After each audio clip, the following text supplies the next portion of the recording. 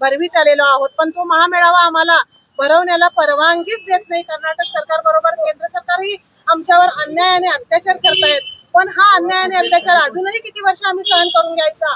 आजपर्यंत जे सहन झालेलं आहे, पण ह्याच्या पुढे कदापि सहन होणार नाही. हीच आमची या महाराष्ट्र एकीकरण समितीची ग्वाही असणार आहे.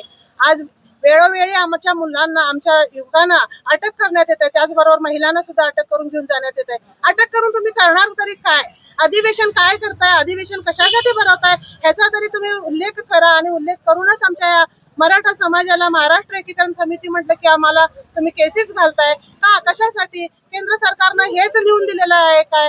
आज आमचा वेळोवेळी अन्याय करत येतोय, पण तो अन्यायाला वाचा फोडण्यासाठी ही ताकद आम्ही दाखवून दिलेली आहे आणि रस्त्यावरची ही लढाई आम्ही सातत्यानं पूर्ण करणार.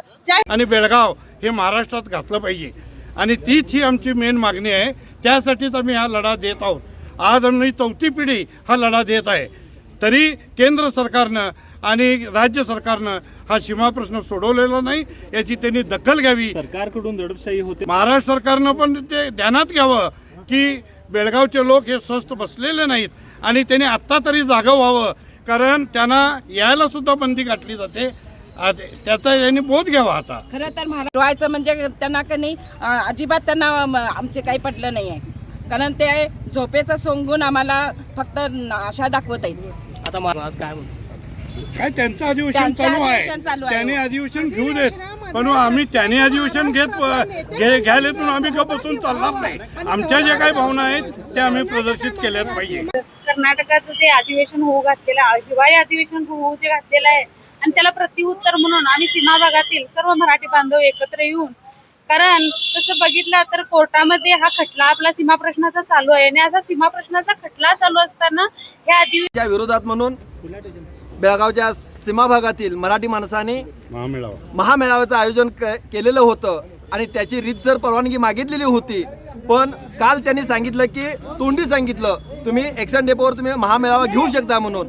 आणि आम्ही आज इथं हजारोंच्या संख्येनं इथं उपस्थित राहण्यासाठी आलो आहोत. तर इथं रस्ता अडवून आम्हाला महामेळावा घेण्यासाठी बंदी घातली जात आहे. आमचा रस्ता अडवला जात आहे. आमच्या नेते मंडळींना अटक करून घेऊन गेलेला आहे. त्यासाठी महाराष्ट्रातील सर्व नेत्याने महाराष्ट्रामध्ये हिवाळी अधिवेशन सुरू आहे, तिथं हा मुद्दा उठवला पाहिजे. सीमा प्रश्न प्रलंबित आहे, हा तातडीनं सोडवण्यासाठी त्यांनी लक्ष घातलं पाहिजे. हा मराठी माणूस, बेळगावचा मराठी माणूस इथं शांत बसलेला नाही, तो अजून पण महाराष्ट्रामध्ये जाण्यासाठी तळमळ करत आहे. याची त्यांनी